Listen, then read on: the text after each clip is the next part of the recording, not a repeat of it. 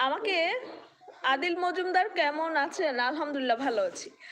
তো আমাকে বলছিল যে আমি নাকি তাদের ইউটিউব চ্যানেলটাকে নষ্ট করে দিতে চাচ্ছি। So funny! আসলে আমি এত ব্যস্ত ছিলাম আমার সেই সময়ও নাই। আর ইউটিউব চ্যানেল নষ্ট কিভাবে করে আমি জানিও না। আর চ্যানেল-ট্যানেল কারা নষ্ট করে ওইসব লোকও চিনি না। এগুলা এগুলা আমাকে যে মেসেজ দিল এগুলো ওরা ভালো পারে, ওরা ভালো এরকম লোকজন চিনে, ওদের টিমটাই এরকম।